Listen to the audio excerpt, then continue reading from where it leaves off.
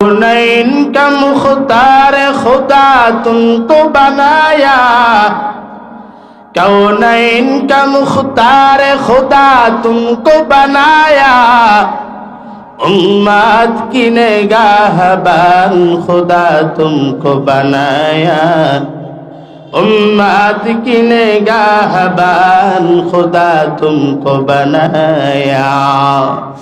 सूरज ने दिया अपने शुआओ का पैगाम, सूरज ने दिया अपने शुआओ का पैगाम, दुनिया में अजब चीज कभी सुबह कभी शाम, दुनिया में अजब चीज कभी सुबह कभी शाम।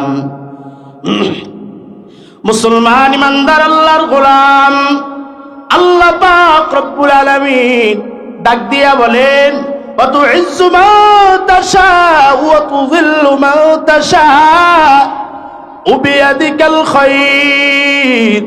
আমি আল্লাহ যারা ইচ্ছা সম্মান দান করি, আবার যারা ইচ্ছা বেইজ্জতি করি। আমি আল্লাহ যারা ইচ্ছা সম্মান দান করি। সম্মান দেওয়ার মালিক আমার আল্লাহ, সম্মান দেওয়ার মালিক দুনিয়ার কেউ না। টাকায় সম্মান আনে না, পয়সায় সম্মান আনে না, সম্পদে সম্মান আনে না, কয় নামের মধ্যে সম্মান আনে না। এ ঠাকুর গায়ের মুসলমান শোনো, আল্লাহ যদি সম্মান দেয় দুনিয়ার কোন মানুষ ঠেকাইতে পারবে না। আর আল্লাহ যদি কাউরে যদি বেইজ্জতি করে, 18 বছর তাহাজ্জুদ পড়িয়া কোনো লাভ হবে না।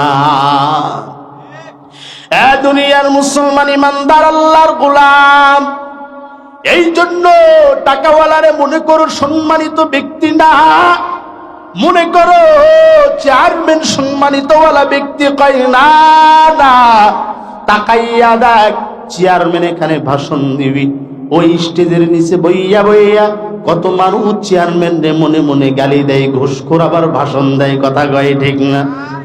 এ মুসলমান ইমানদার আল্লাহর গোলাম, নিজেকে মনে করতে পারো আমি বড় সম্মানওয়ালা সম্মানিত ব্যক্তি, কিন্তু না না, আল্লাহ যদি মানুষের অন্তরের মধ্যে তোমার মহাব্বত যদি না ঢোকায় দেয়, আধা ঘন্টা কেন 1 ঘন্টাও যদি তুই ভাষণ দাও, হয়তোবা তোর কারণে, তোর অর্থের কারণে, হয়তোবা তোর দাপটের কারণে মানুষগুলো বইয়া থাকে, কিন্তু মনে মনে বান্দা তোরে গালি দেয়। কথা কন ঠিক কিনা?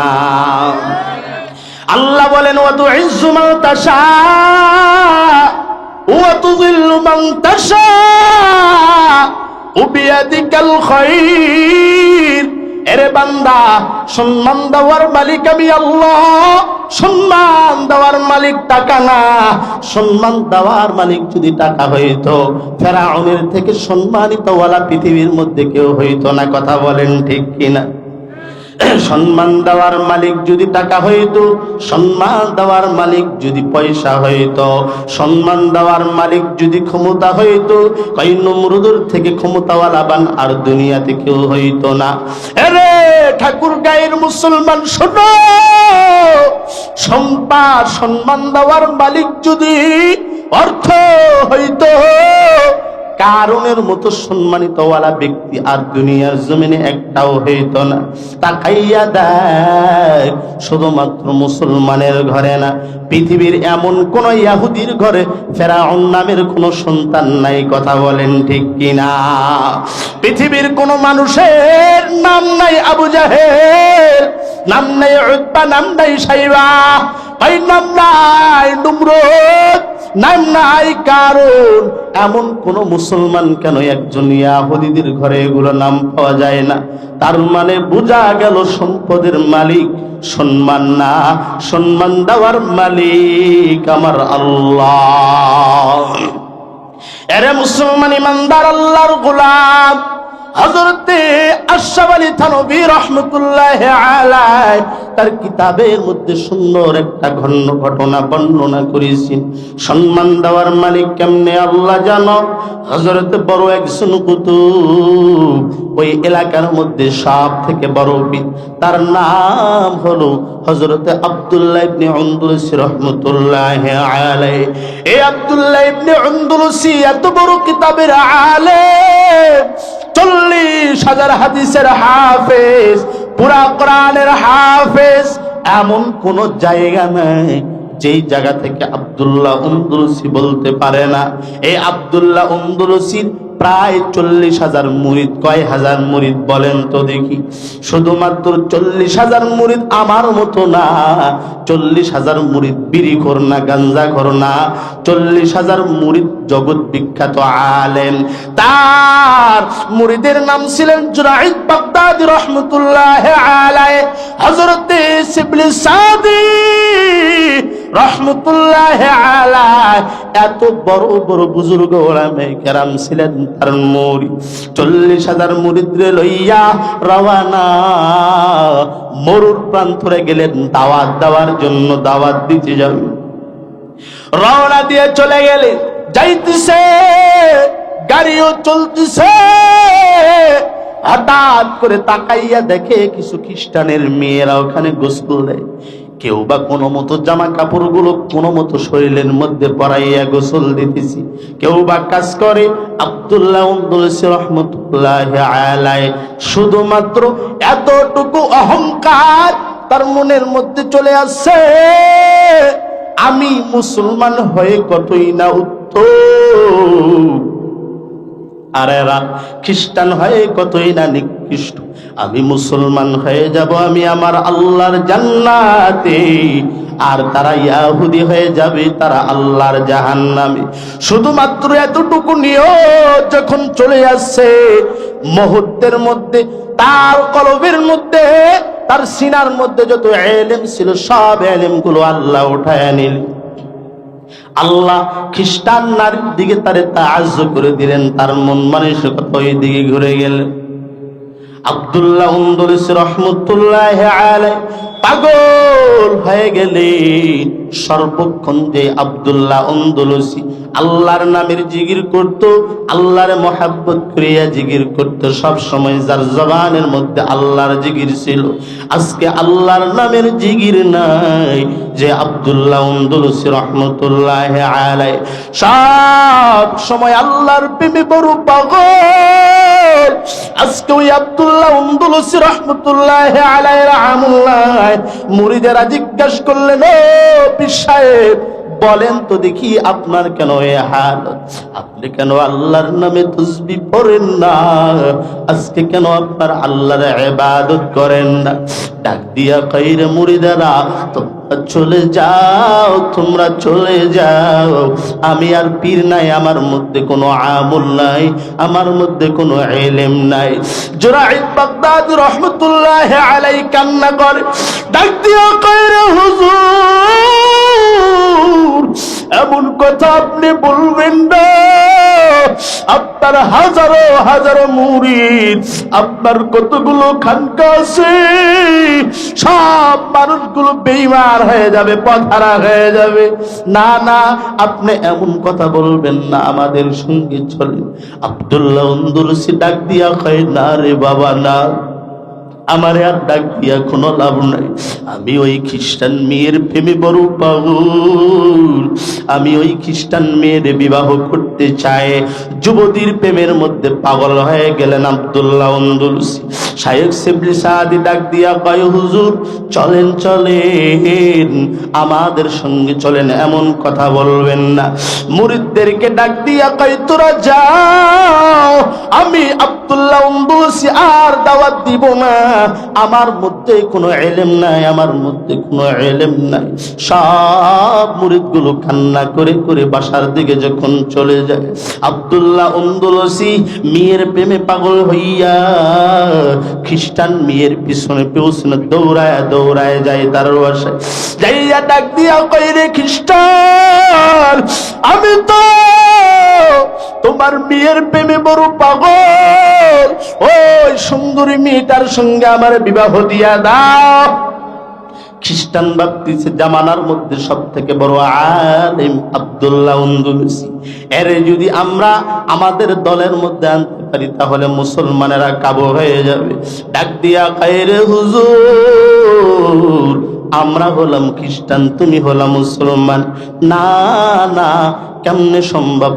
কোন সময় মুসলমানের ছেলের সঙ্গে খ্রিস্টানের মেয়ের তো বিবাহ হইতে পারে না। হুজুর শোনো, বিবাহ যদি করতে চাও দুইটা শর্ত। এক নাম্বার শর্ত হলো তোমার ধর্ম বাদ দিয়া খ্রিস্টান ধর্ম গ্রহণ করতে হবে। দুই নাম্বার শর্ত হলো আমার শুকুর আছে, প্রায় 2 বছর ধরে তোমার শুকুর চালাইতে হবে। এর মধ্যে আমার মেয়ের সঙ্গে তুমি থাকতে পারবা না, সাবধান। ডাক দিয়া কয় হা হা, আমি মেনে নিলাম, 2 বছর পরে আপনার মেয়ের সঙ্গে আমার বিবাহ হবে। আব্দুল্লাহ আন্দুলুসি টুপিটা ফালাইয়া, গায়ের লম্বা পোশাকটা ফালাইয়া, দাড়িগুলো কাটিয়া ওই খ্রিস্টানদের মতো হয়ে গেলে, খ্রিস্টানদের প্যান্ট শার্ট লাগাইয়া ক্যাপটা মাথায় দিয়া চলে গেলেন একটা লাঠি লইয়া শুকুর চড়াইতে। এইদিকে কান্নার আওয়াজ, সব বৃদ্ধগুলো কান্না করে, গ্রামের লোকজন কান্না করে, আমার পীর কই, আমার হুজুর কই। 1 বছর পর আব্দুল্লাহ আন্দুলুসি রহমতুল্লাহ আলাইহির খোঁজে বের হলেন। শাইখ শিবলি সাদি রহমতুল্লাহ আলাইহি, হযরত জুনাইদ বাগদাদি রহমতুল্লাহ আলাইহি সহ আরো কিছু মুরিদ তার খোঁজে বের হলেন।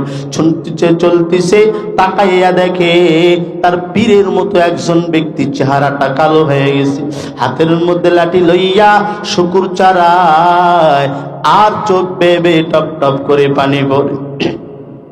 চলে গেলেন, তাকাইয়া দেখতেছেন পীরের হালত, আব্দুল্লাহ আন্দুলুসির হালত দেখে কান্না শুরু করে দেয়। জুনাইদ বাগদাদি কান্না করে, শিবলি সাদি রহমতুল্লাহ আলাইহি কান্না করে। তাদের কান্না দেখে দেখে শুক্রের চোখেও পানি আসলো, কিন্তু না না, আব্দুল্লাহ আন্দুলুসির মধ্যে কোনো হেদায়েত আসলো না।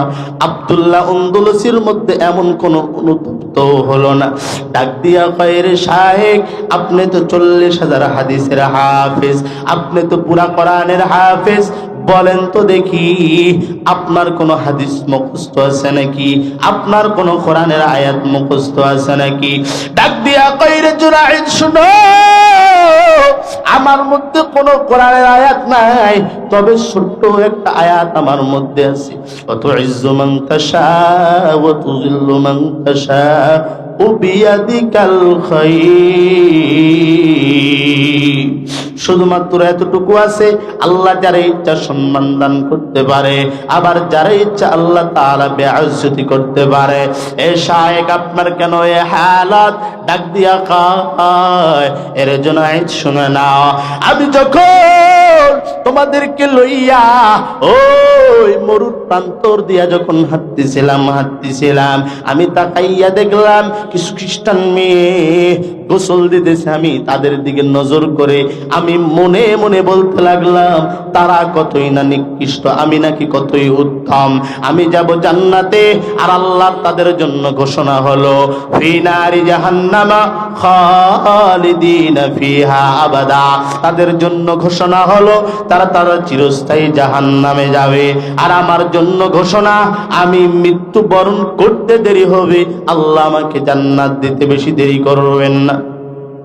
আরে জুনাইদ, এতটুকু অহংকার করেছি, আবার অন্তরের মধ্যে থেকে একটা নূর চলে গেল, আর তারপর থেকে আমার মধ্যে কোনো ইলম নাই, কোনো আমল নাই।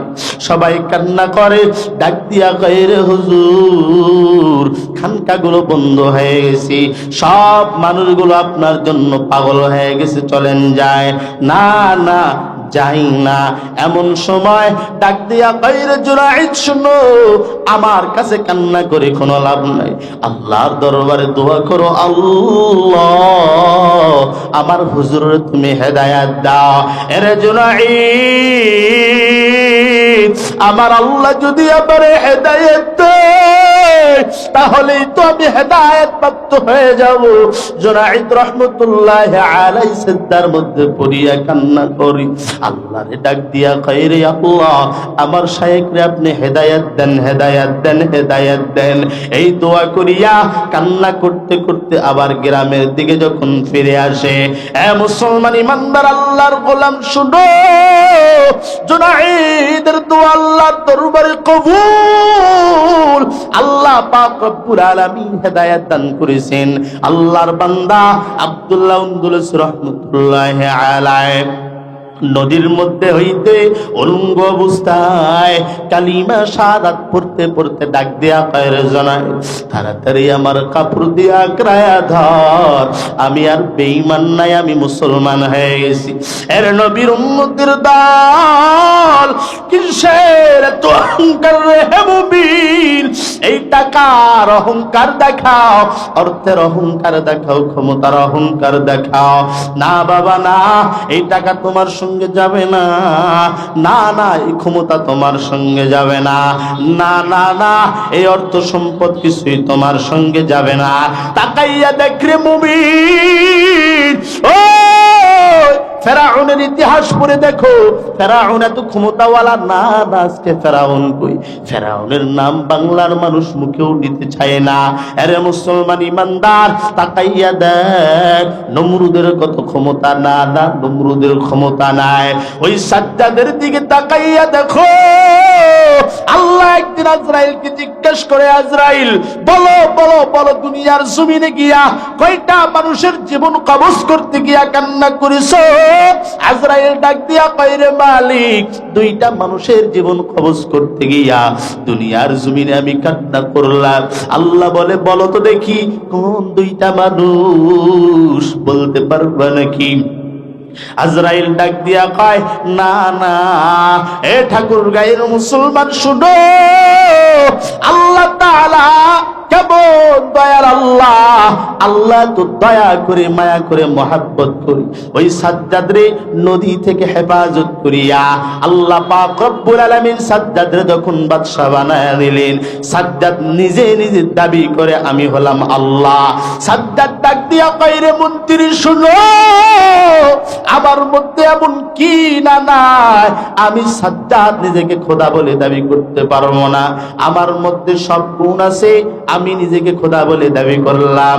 হযরত হুদ নবী এসে ডাক দিয়া কয় রে সাজ্জাদ সাবধান, নিজেকে খোদা বলে মনে করবা না। সাজ্জাদ ধমক দিয়া ডাক দিয়া কয় রে হুজুর, কেন নিজেকে খোদা বলে দাবি করব না?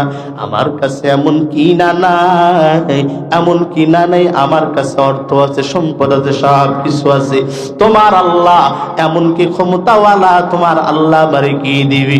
ডাক দিয়া কয় রে সাজ্জাদ শোনো, তুই যদি আল্লাহর উপর ঈমান আনো তাহলে কি হবে তুই জানো? মৃত্যুবরণ করার সঙ্গে সঙ্গে আল্লাহ তোরে জান্নাত দিবি। ডাক দিয়া বলে হুজুর তোমার আল্লাহর জান্নাত কেমন? ডাক দিয়া কয় রে সাজ্জাদ, আমার আল্লাহর জান্নাত এত সুন্দর যা বর্ণনা করেও শেষ করা যাবে না। স্বর্ণের ইট হবে, ওই সমস্ত দামি দামি পাথরের ইট হবে। ডাক দিয়া বলে আর কি জান্নাতের মধ্যে থাকবে? ওই সুন্দর সুন্দর হুর থাকবে, দুধের নহর থাকবে, মধুর নহর থাকবে। ডাক দিয়া অট্ট হাসি দিয়া বলে না না, আমি ওই আল্লাহর জান্নাতে যাব না, আমি নিজেই জান্নাত বানাবো, আমি জান্নাত দুনিয়ার জমিনে তৈরি করব। প্রায় 1 বছর নয়, 2 বছর নয়, ইতিহাস সাক্ষী, ইতিহাসের মধ্যে আছে প্রায় 300 বছর ধরিয়া নিজের জান্নাত বানাইয়া সুন্দর করে জান্নাতটারে সাজাইয়া সুন্দরী রমণীগুলোরে জান্নাতের মধ্যে দিয়া জান্নাত উৎপাদন করার জন্য রওনা দিবি।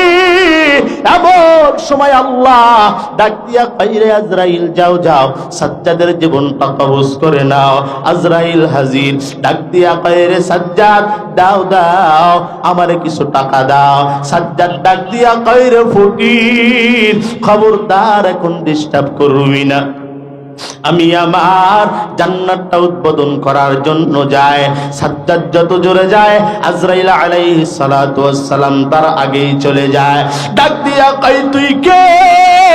কয় আনা আজরাইল, আমি হলাম আজরাইল।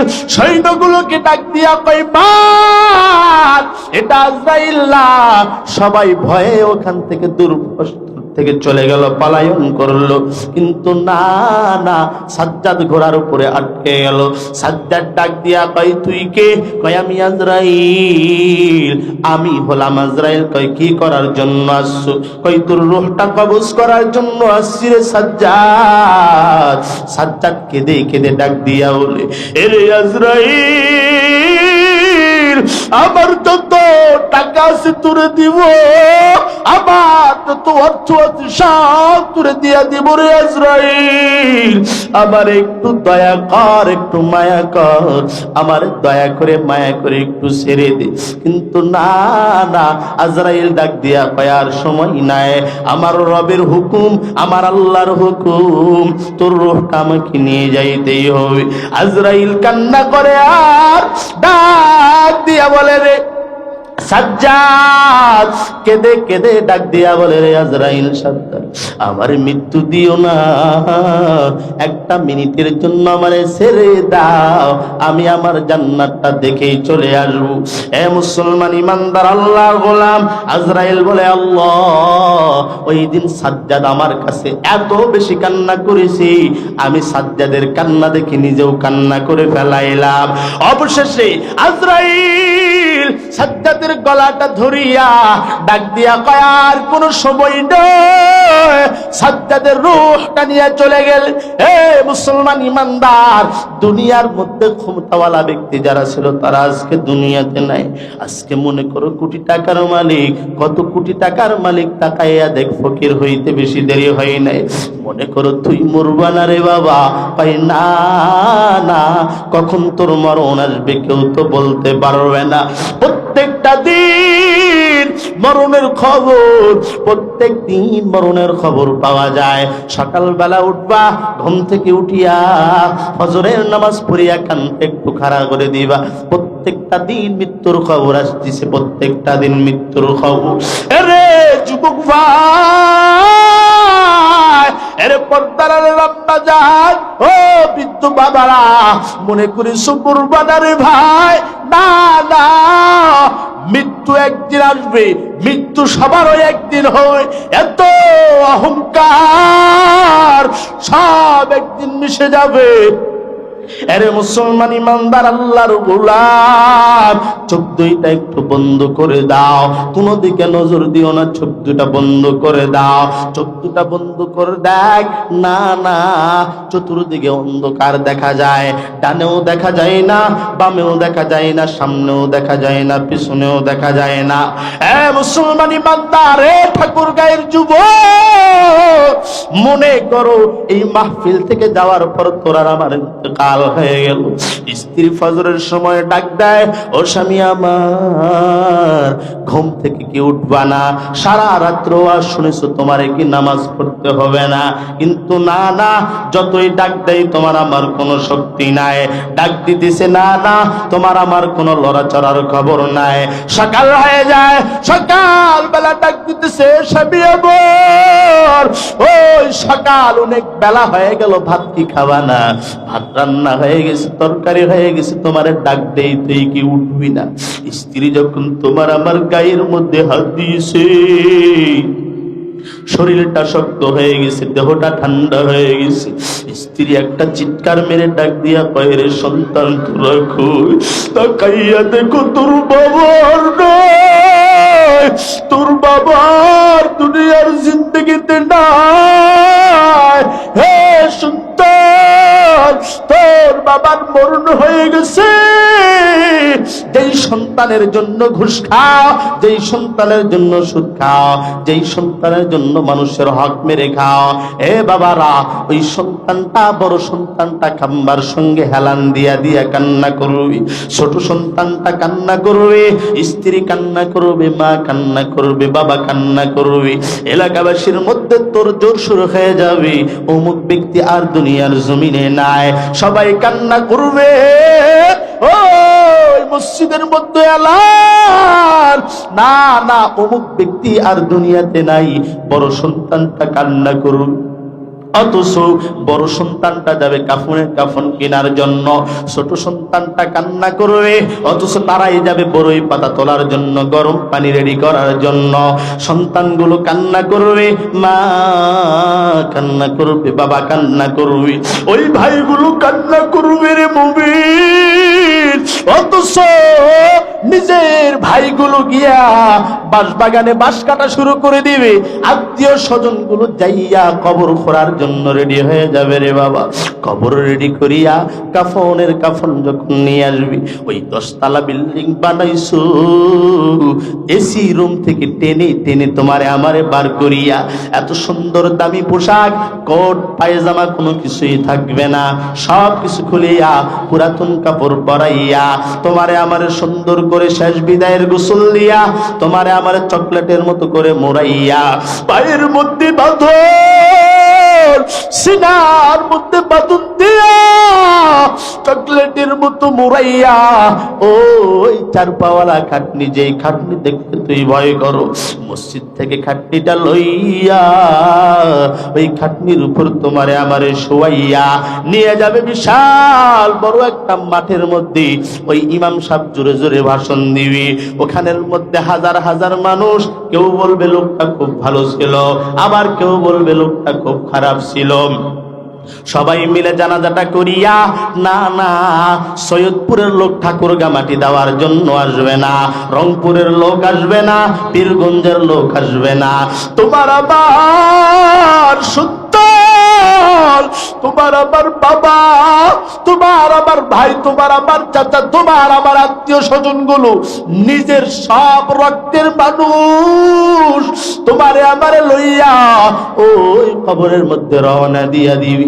যেই জায়গায় গেলে দিনের বেলাও বড় ভয়, মারে মাটি দিয়াছ প্রায় 1 বছর হলো, মার কবরটা জিয়ারত করে যাইতে পারো না, কয় আমার ভয় লাগে বড় ভাই, বড় টেনশন হয়, ওই কবরের মধ্যে গেলে নাকি কি জানি কি হয়ে যায়। এ মুসলমান ইমানদার আল্লাহর গোলাম শুনো, ওই ভয়ের কারণে যাও না, যে কবরের মধ্যে বান্দা তুই যাও না, ওই কবরের মধ্যে তোরে আমারে সুন্দর করে শোয়াইয়া, কবরের মধ্যে এসির কোনো ব্যবস্থা নাই, কবরের মধ্যে বালিশের কোনো ব্যবস্থা নাই, কবরের মধ্যে লাইটের কোনো ব্যবস্থা নাই, ওই মাটির কবরের মধ্যে শোয়াইয়া, অথচ তাকাইয়া দেখ এই স্টেজের মধ্যে কত ধনী, মোটা কম্বল না হইলে তার ঘুম ধরে না, এসির মধ্যে না থাকলে তার ঘুম ধরে না।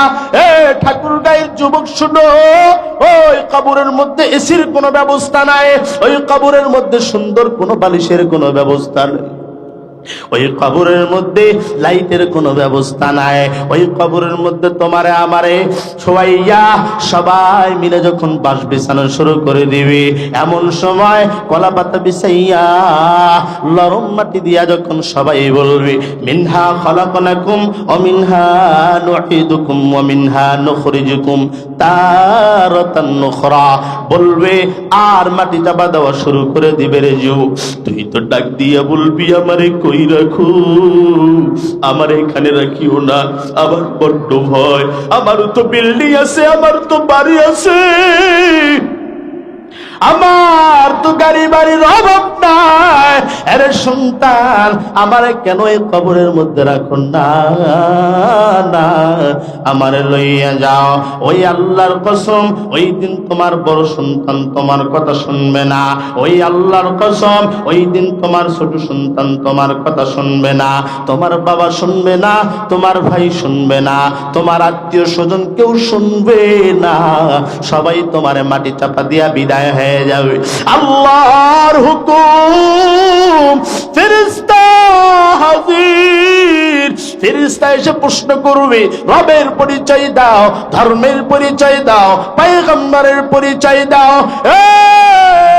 ঠাকুর গায়ের যুবক শুনো, কে মাওলানা, কে মুফতি, কে মুহাদ্দিস, কে মাস্টার, কে ডক্টর, কে রাজনীতিবিদ, কে প্রধানমন্ত্রী, কে রেলমন্ত্রী, এটা দেখার বিষয় না। প্রশ্ন সবাইয়ের তিনটা করা হবে, রবের পরিচয় দাও, ধর্মের পরিচয় দাও, পয়গম্বরের পরিচয় দাও।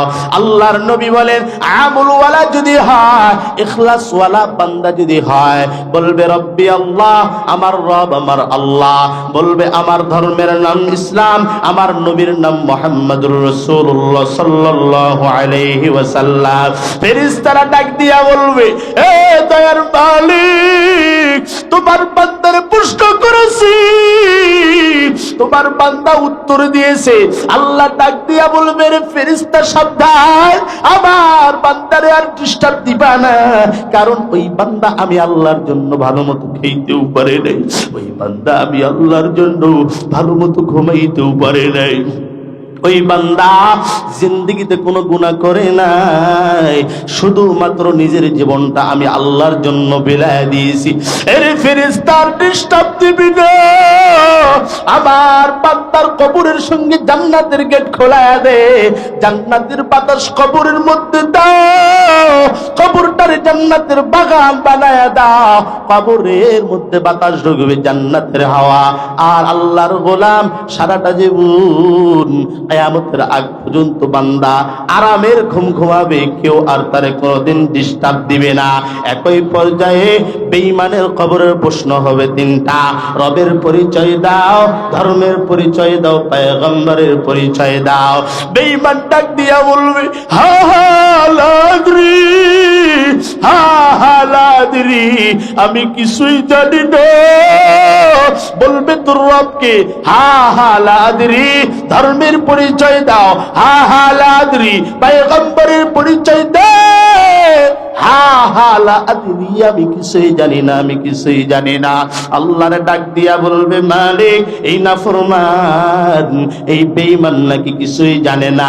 আল্লাহ কইরে, ফেরেশতা তোরা কই, এর দুনিয়াতে পাঠাইছিলাম আমি আল্লাহর ইবাদত করার জন্য, কিন্তু না না, দুনিয়ার জিন্দেগিতে যাওয়ার পর আমি আল্লাহর ইবাদত করে নাই, আমি আল্লাহর সঙ্গে নাফরমানি করেছি, আমি আল্লাহর হুকুম মানে নাই, আমি আল্লাহর আহকাম মানে নাই। এরে ফেরেশতা দাও, বান্দার কবরের সঙ্গে জাহান্নামের দরজা খুলাইয়া দাও, বান্দার কবরের সঙ্গে জাহান্নামের দরজা খুলে দেওয়া হবে। বান্দা সারাটা জীবন আগুনের মধ্যে জ্বলতেই থাকবে, জ্বলতেই থাকবে। চিৎকার করে ডাক দিয়া বলবে, রে মালিক, আবার দুনিয়ার জিন্দেগিতে পাঠাও, এইবার যাওয়ার পর আমি আমল করব, আমল ওয়ালা হব। আল্লাহ বলেন, আমি আল্লাহ তো তোরে আমল করার জন্য পাঠাইছিলাম। আল্লাযী খালাকাল মাউতা ওয়াল হায়াতা লিয়াবলুয়াকুম আইয়ুকুম আহসানু আমালা। আমি আল্লাহ তো তোরা আমল করার জন্য পাঠাইছিলাম। কি আমল? ওই সুন্দর আমল করার জন্য দুনিয়ার জিন্দগিতে বান্দা তোরে পাঠাইলাম, কিন্তু না না, দুনিয়ার জিন্দগিতে যাইয়া সুন্দর আমল করো নাই, দুনিয়ার জিন্দগিতে যাই আওয়ামী লীগের পিছনে পড়ে গেছ, দুনিয়ার জিন্দগিতে যাইয়া বিএনপির পিছনে পড়ে গেছ, জামাতওয়ালা হইছ, সরমনাওয়ালা হইছ, কই এলেমওয়ালা হইতে পারো নাই, নামাজিওয়ালা হইতে পারো নাই, বেঈমান হয়ে আসছো, রাজনীতি করছো, রাজনীতি করার জন্য দুনিয়ার জমিনে পাঠাই নাই। রাজনীতি করলি তো করলি, কিন্তু নামাজ কেন পড়লি না, রোজা কেন রাখলি না, হজ কেন করলি না, যাকাত কেন দিলি না? আজকে আয় মায়ার নবী আবার গভীর রাত, এমন সময় মায়ার নবী আবার কান্নার আওয়াজ, গুনগুন গুনগুন করে কান্না করে। আম্মা জান হযরত আয়েশা কান্না করে আর ডেকে ডেকে বলে, রে পয়গম্বর, 7 বছর বয়সে আপনার সঙ্গে বিবাহ হয়েছে, 9 বছর বয়সে আপনার ঘরের মধ্যে উঠেছি। ও নবী আমার, আমার কোনো ভুল হলো নাকি? আপনার সঙ্গে কোনো বেয়াদবি করেছি নাকি? ও পয়গম্বর, আমার কোনো অপরাধ অপরাধের কারণে কান্না করেন নাকি? ডাক দিয়া বলে, রে আয়েশা, না না, আমি তোমার কোনো অপরাধের জন্য কান্না করি না। এই কান্না করেন কেন? ও আয়েশা, শুনে না, আমি কান্না করি আমার গুনাহগার উম্মতের জন্য। আমি কান্না করি কিয়ামত দিবসের কথা আমার মনে পড়েছে। আমি কান্না করি আবার ওই গুনাহগার উম্মত গুলো কই যাবে। আম্মা জান ডাক দিয়া বলে, ও পয়গম্বর, কিয়ামতের ময়দান কেমন হবে? আল্লাহর নবী জনাবে মুহাম্মদুর রাসূলুল্লাহ সাল্লাল্লাহু আলাইহি ওয়াসাল্লাম ডাক দিয়া বলে, আয়েশা, হযরত ইসরাফিল আলাইহিস সালাতু ওয়াস সালাম যখন সিংহার মধ্যে ফু মারবে, ওই কবর থেকে সব মানুষগুলো উলঙ্গ অবস্থায় হাসরের ময়দানের দিকে দৌড়াইতে থাকবে। আল্লাহর নবীকে আম্মা জান ডাক দিয়া বলেন, পয়গম্বর, দুনিয়ার মানুষ যদি উলঙ্গ হয়, দুনিয়ার মানুষের দিকে তাকাইয়া থাকি, ও মায়ার নবী আমার, ওই দিন কি কেউ কারো দিকে তাকাবে না? মায়ার নবী আমার ডেকে ডেকে বলে, রে আয়েশা, না না, ওই দিন জাহান্নামের ভয়, ওই দিন কিয়ামতের ময়দানের ভয়, ওই দিন হাসরের ময়দানের ভয়। সবাই মাথাগুলো আসমানের দিক করে থাকবে, না না, কেউ কারো দিকে তাকানোর মতো সাহস পাবে না। সবাই উলঙ্গ অবস্থায় দৌড়াইতে থাকবে, দৌড়াইতে থাকবে। সব মানুষগুলো যখন দাঁড়াবে, আল্লাহ বলবেন, আমতাজুল ইয়াউমা আইয়ুহাল মুজরিমুন। আল্লাহ বলবেন, আরে গুনাহগাররা নেককার থেকে আলাদা হয়ে যাও, নেককার থেকে আলাদা হয়ে যাও। কিন্তু না না, ওই দিন আল্লাহর কথাও বান্দা শুনতে চাইবে না, বান্দারা ভয় করবে, বান্দারা ভয় করবে, নেককার থেকে গুনাহগাররা আলাদা হতে চাবে না। অবশেষে আল্লাহ কুদরতি হাত ঢুকে দিবেন বান্দার মাঝখানে। আল্লাহ যখন ধরবেন, আল্লাহর হাতের বাড়ি খাইয়া খাইয়া জাহান্নামীগুলো তুলার মতো উঠতে উঠতে জাহান্নামের মধ্যে চলে যাবে। সবাই কান্না করবে, এ আল্লাহ আমারে বাঁচাও। সবাই ওই দিন নিজের কথাই ভাববে। এরা আয়েশা, শুনে না, ওই দিন আদম নবী ইয়া নফসি ইয়া নফসি বলতে থাকবে, নূহ নবী ইয়া নফসি ইয়া নফসি বলতে থাকবে, ঈসা নবী ইয়া নফসি ইয়া নফসি বলবে, মূসা নবী ইয়া নফসি ইয়া নফসি বলতে থাকবে। ও মায়ার নবী আমার, ওই দিন আপনি কি করবেন? মায়ার নবী আমার ডাক দিয়া বলেন, রে আয়েশা, শুনো, ওই দিন আমি পয়গম্বর মাকামে মাহমুদের মধ্যে সিজদার মধ্যে পড়িয়া ইয়া উম্মতি ইয়া উম্মতি বলে কান্না করতে থাকব। ওগো নবীর উম্মতেরা,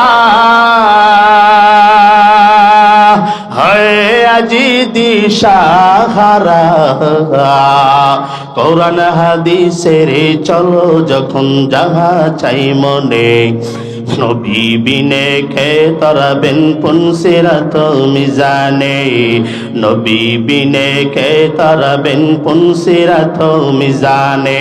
চল চল চল মুমিন, চল নবীর সন্ধানে, নবী বিনে খে তরাবেন পুনসিরাত মিজানে। ওগো নবীর উম্মতেরা, আজি দিশাহারা, কোরআন হাদিসের চলো যখন যাহা চাই মনে, নবী বিনে কে তরাবেন পুনসিরাত মিজানে। এমন মায়ার নবী আমার, পিতা মাতা নাই যে তাহার, তারপরে কেউ কত মারলো তাকে ইহুদে, নবী বিনে কে তরাবেন পুনসিরাত মিজানে, নবী বিনে কে তরাবেন পুনসিরাত মিজানে। উম্মতের কান্ডারি নবী,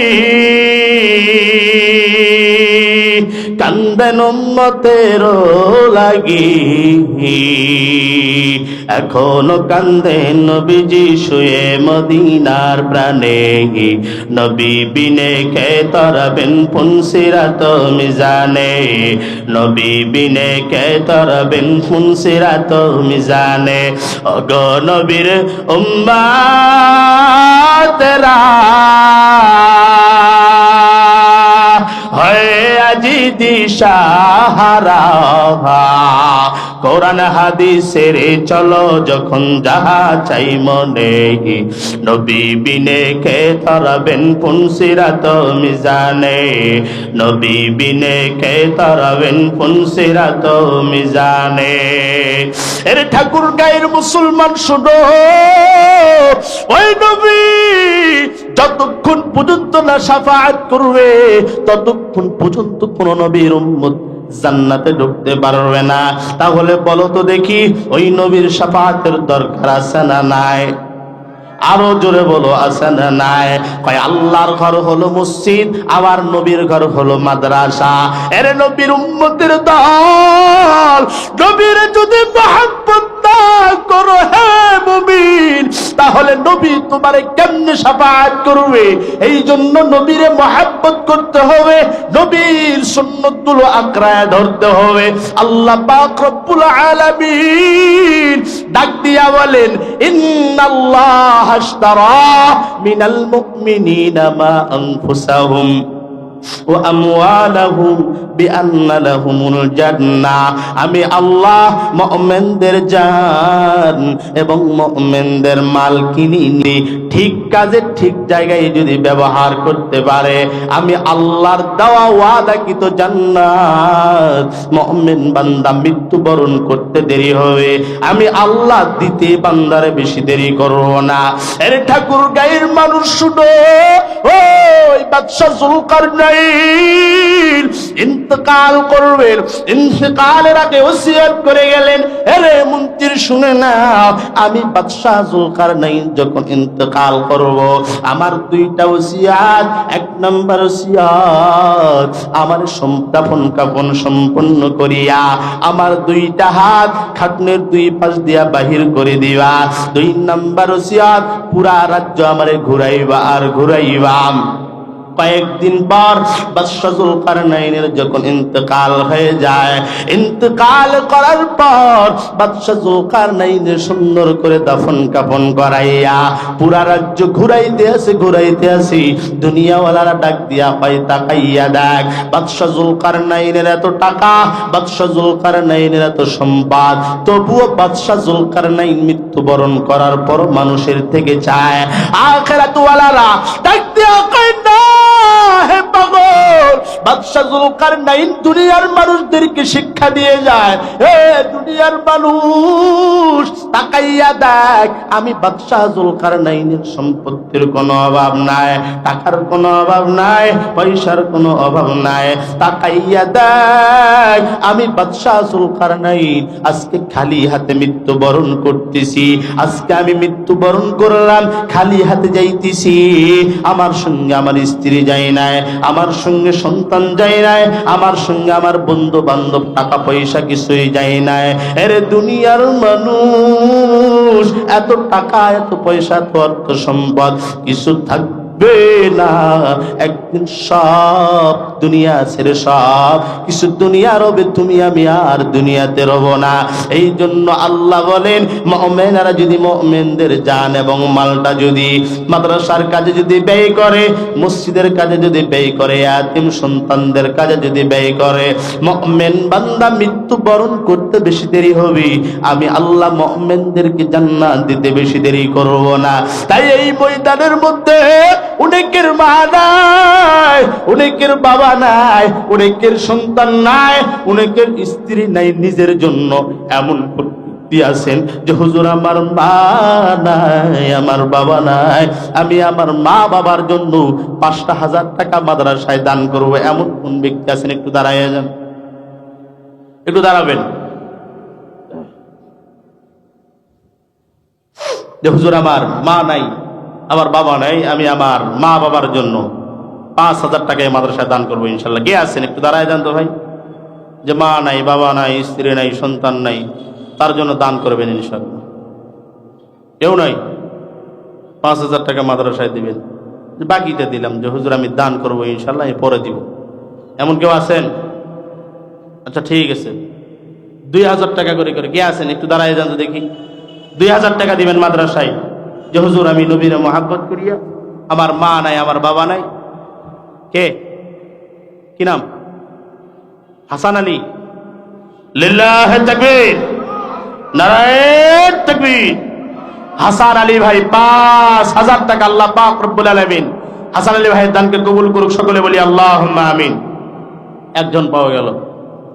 2,000 টাকা করে কে কে দিবেন ভাই একটু দাঁড়ায় যান তো, যে হুজুর আমার মা নাই, আমার বাবা নাই, আমি আমার মা বাবার জন্য 2,000 টাকা মাদ্রাসায় দান করবো। কে আছেন এমন ব্যক্তি?